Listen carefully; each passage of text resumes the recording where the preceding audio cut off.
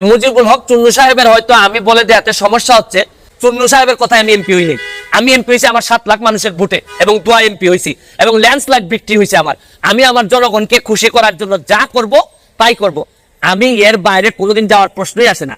এই মুজিবুল হক চুন্নু সাহেব সম্ভবত এই প্রথম বঙ্গবন্ধুর একজন আদর্শের সৈনিকের মুখোমুখি হয়েছে। আমাদের এই হাউসের একজন মাননীয় সদস্য, নামটা বলতে চাই না, তিনি ফেসবুকে কিছু বক্তব্য দিয়েছেন যে বক্তব্যটা আমরা সবাই এফেক্টেড। যেমন 1 নম্বর তিনি বলেছেন জনগণের উদ্দেশ্যে যে আপনারা কি জানেন এমপিরা কত বেতন পায়। মানে ওনার বক্তব্য ছিল যে কোনোভাবে যেন আমি ফেসবুকে না জানাই যে কে কত টাকা পায়। আমি যে আমার এলাকায় বলছি যে আমি 29 কোটি টাকা পাইছি বরাদ্দ, আমি কি কোনো কথা মিথ্যা বলছি? মিথ্যা বললে উনি আমার বিরুদ্ধে ব্যবস্থা নিক। আমি বলতে পারবো না, মানে আমি বরাদ্দ পাইছি এটা আমি বলতে পারবো না আমার এলাকায়, মানে কি আমি কি চুরি করতে চাই? দেন তিনি বলেছেন 3 মাসের মধ্যে আমি 28 কোটি টাকা পেয়েছি। মানে স্পিকার, এই যে 28 কোটি টাকা পেয়েছেন এই কথা যে বলছেন, এই টাকা কি আমি পেয়েছি? আপনি মানে স্পিকার এমপি আপনি কি পেয়েছেন? আমার কেন জানি মনে হইতেছে যে মুজিবুল হক চুন্নু সাহেবের হয়তো আমি বলে দেয়াতে সমস্যা হচ্ছে যে উনার মনে হয় রাজনীতি করাটাই পেশা, এটা থেকেই উনি সবকিছু নির্বাহ করেন কিনা আমার জানা নাই। মানে স্পিকার, আমি আপনাকে বলছি কারণ আপনি হলেন এই সংসদের গার্ডিয়ান। আমাদের কোন সদস্য যদি এমন কোন কথা বলে যে কথায় প্রধানমন্ত্রী মানে স্পিকার সহ 349 জন এমপি সম্পর্কে মানুষের কাছে ভুল বার্তা যাবে, তার সস্তা জনপ্রিয়তা অর্জন করার জন্য যদি এই ধরনের কথা বলে ভুল বার্তা যায়, সেই বিষয়টা আপনি দেখতে পারেন। আরে কি আশ্চর্য কারবার, 349 জন এমপির নাকি বদনাম হচ্ছে। একটা মানুষ এমপি হওয়ার পর তার বরাদ্দ সে বলবে না? উনি তো এরশাদের স্বৈর শাসক এরশাদের একজন নেতা হয়ে উনি বঙ্গবন্ধুর আদর্শের সৈনিকের, প্রকৃত আদর্শের সৈনিকের মুখোমুখি এই প্রথম সংসদে হয়েছেন মনে হয়। এর আগে হয়তো তীব্রভাবে কারো মুখোমুখি হন নাই, এই জন্য উনার একটা গাত্রদাহ। আর এত গাত্রদাহ কিসের? আমি খুব দুঃখের সাথে একটি বিষয় আপনার দৃষ্টি আকর্ষণ করছি। যে বিষয়টা বলবো সেটা আপনিও জড়িত, সংসদ নেতা জড়িত। 350 জন এমপির মধ্যে 349 জন এমপি জড়িত, শুধু একজন ছাড়া। আমাদের এই হাউসের একজন মাননীয় সদস্য, নামটা বলতে চাই না, তিনি নতুন নির্বাচিত হয়েছেন। তিনি ফেসবুকে কিছু বক্তব্য দিয়েছেন যে বক্তব্যটা আমরা সবাই এফেক্টেড। যেমন 1 নম্বর তিনি বলেছেন জনগণের উদ্দেশ্যে যে আপনারা কি জানেন এমপিরা কত বেতন পায়।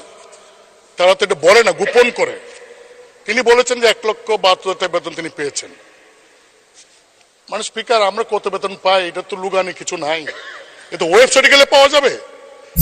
ঘুমানোর আগে 11 বার বিসমিল্লাহ পড়ে এই দোয়াটি 7 বার পড়ুন। কোন রকমের টেনশন আপনাকে ছুতে পারবে না, কোন রকমের টেনশন আপনাকে স্পর্শই করতে পারবে না।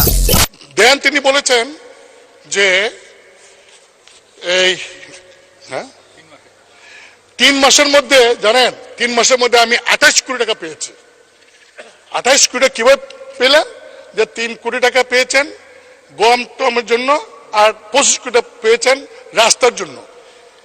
আপনি জানেন যে 3 মাসে আমি 28 কোটি টাকা পেয়েছি। মানে স্পিকার, এই যে 28 কোটি টাকা পেয়েছেন এই কথা যে বলছেন, এই টাকা কি আমি পেয়েছি? আপনি মানে স্পিকার এমপি আপনি কি পেয়েছেন? মানে সংসদ নেতা প্রধানমন্ত্রী তিনি কি পেয়েছেন? কারণ এই আমাকে কিন্তু ইতিমধ্যেই ওই ফেসবুক দেখে অনেকে বলছেন যে 25 কোটি টাকা পাইছেন, এই টাকা কই? তিনি বলছেন যে 25 কোটি টাকা তিনি পেয়েছেন, আমরা তো পাই নাই। মানে স্পিকার, আপনি জানেন যে বর্তমান সরকার গত কয়েক বছরও আমাদেরকে এমপিদেরকে সুযোগ দিয়েছিলেন যে স্থানীয় সরকার মন্ত্রণালয়ে প্রতি বছর 4 কোটি করে, 5 বছরে 20 কোটি। এইবার বলেছেন 5 বছরের জন্য 25 কোটি টাকার প্রকল্প নাম দেওয়ার জন্য। মানে স্পিকার, আমি ক্লিয়ার বলতে চাই যে আগামী 5 বছরে আমরা কয়টা প্রকল্প করব নাম দিছি আমরা, টাকার সঙ্গে তো আমার কোনো সম্পর্ক নাই। আস্তাগফিরুল্লাহ আস্তাগফিরুল্লাহ, এটা যে পড়তেই থাকে। নবী করিম সাল্লাল্লাহু আলাইহি সাল্লাম বলেছেন তার যে কোনো বিপদ থেকে বের হওয়ার জন্য আল্লাহ তাআলা নিজে পথ দেখায় দেন।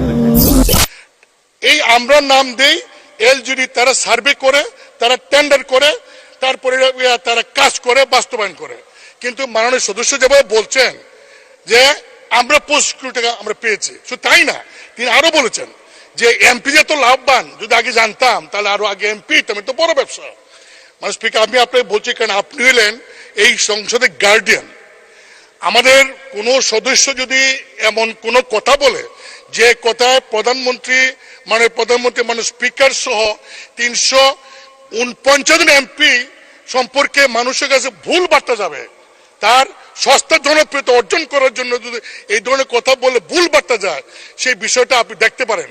মানে স্পিকার কিছুদিন আগেও লোকসভাতে আচরণবিধির ভঙ্গের কারণে একজন ওয়েস্ট বেঙ্গলের একজন লোকসভার সদস্য মহিলা, তিনি প্রশ্ন করেছিলেন পার্লামেন্টে, দেখা গেল এই প্রশ্নটা যে কোন স্বার্থে বিনিময় করেছেন, তার মেম্বারশিপ নাই। আমি আপনাকে বলবো যে আমরা অনেক কথা বলবো, এখানে ডিবেট করব, কিন্তু এমন কোনো কথা বলবো না, বলতে পারি না, অধিকার আমার নাই যে আমার কথা 349 জন এমপি তাদের ইজ্জতে যাবে, তাদের সম্পর্কে মানুষের মধ্যে একটা ভুল বোঝাবুঝি হবে। আপনি আমার কাছে মানে স্পিকার এটা আছে, পুরো রেকর্ডিংটা আছে, ভিডিওটা আছে, আমি আপনাকে পাঠাতে পারি, আপনি ভিডিও দেখেন, দেখে আমার কথাগুলি যদি মনে হয় আপনার যে ইয়েস আমি যা বলছি তার এই কথার কারণে জনগণের কাছে 349 জন এমপি সম্পর্কে ভুল বার্তা গিয়েছে, যদি আপনি এটা মনে করেন, তাহলে আপনি গার্ডিয়ান হিসেবে সেই সংসদ সদস্যকে ডেকে আপনি তাকে কি করবেন, এটা আপনি একটা ব্যবস্থা নেবেন, এটা আমার অনুরোধ। মাননীয় স্পিকার, আপনাকে ধন্যবাদ। ধন্যবাদ মাননীয় বিরোধী দলীয় চিফ হুইপ, আপনাকে ধন্যবাদ। মাননীয় সদস্য সৈয়দ সাইদুল হক হবিগঞ্জ 4, সম্পূরক প্রশ্ন করুন। এই আমাদের মুজিবুল হক চুন্নু সাহেব আমাদের মাননীয় স্পিকারের কাছে উনি বিচার দিলেন। আমার প্রশ্ন হচ্ছে কি, উনি বিরোধিতা করবেন সরকারি দলে, কিন্তু উনি বিরোধিতা শুরু করছেন স্বতন্ত্র প্রার্থীর, এবং কি বিষয়ে বিরোধিতা, উনি তো আরো খুশি হওয়ার কথা যে আমরা আমাদের হিসাব দেওয়া শুরু করছি। আমার জানেন কালকে আমার এত দুঃখ হয়েছে তারাইল করিমগঞ্জের মানুষের জন্য, যাদের কাছ থেকে উনি এমপি হয়ে আসছেন, যে এই তারাইল করিমগঞ্জের মানুষের কি কোনো অধিকার নাই যে এই চুন্নু সাহেব এমপি হিসাবে কত টাকা বরাদ্দ পান এটা জানার। মানে ওনার বক্তব্য ছিল যে কোনোভাবে যেন আমি ফেসবুকে না জানাই যে কে কত টাকা পায়। আপনার কাছে কোনো ব্যক্তির কাছে ভালো হওয়ার দরকার নাই, আপনার সেই রবের কাছে ভালো হন যিনি আপনাকে জান্নাত দিবে। মানুষ কি বলে আই ডোন্ট কেয়ার, এরকম বলবেন আই ডোন্ট কেয়ার। আমি যে আমার এলাকায় বলছি যে আমি 29 কোটি টাকা পাইছি বরাদ্দ, আমি কি কোনো কথা মিথ্যা বলছি? মিথ্যা বললে উনি আমার বিরুদ্ধে ব্যবস্থা নিক। আমি বলতে পারবো না, মানে আমি বরাদ্দ পাইছি এটা আমি বলতে পারবো না আমার এলাকায়, মানে কি আমি কি চুরি করতে চাই? মানে বিষয়টা যদি হইতো যে আমি এই টাকা পাই নাই, আমারে 25 কোটি টাকা দেওয়া হয়েছে রাস্তা বানানোর জন্য, এটা আমার বরাদ্দ, আমি বলে দিব কোথায় কোথায় রাস্তা হবে। আমাকে দেওয়া হয়েছে মসজিদ মন্দিরে টাকা দেওয়ার জন্য 2 কোটি, এটা আমার বরাদ্দ, আমার নামে আসবে, আমি এগুলা দিয়ে দিব কোথায় কোথায় বরাদ্দ হবে। টিআর কাবিকে আসছে আমার নামে, আমি দিব কোথায় কোথায় বরাদ্দ দিয়ে দিব। আমার শুধু নিশ্চিত করতে হবে এই টাকাটা যেন আমি এবং আমার পরিবার খেয়ে না ফেলে, বা আমার লোকজন যেন খেয়ে না ফেলে। এইটার মধ্যে লুকালুকির কিছু আছে বলে আমার মনে হয় না। আমার কেন জানি মনে হইতেছে যে মুজিবুল হক চুন্নু সাহেবের হয়তো আমি বলে দেয়াতে সমস্যা হচ্ছে যে উনার মনে হয় রাজনীতি করাটাই পেশা, এটা থেকে উনি সবকিছু নির্বাহ করেন কিনা আমার জানা নাই। কারণ উনার আলাদা কোনো পেশা থাকলে এটা নিয়ে উনি কোনো চিন্তা করতেন না। তবে কালকে উনি একটা বুদ্ধি করে কাজ করছেন, বাকি সব এমপিরা উনার দলে টানার চেষ্টা করছেন যে 349 জন এমপির নাকি বদনাম হচ্ছে।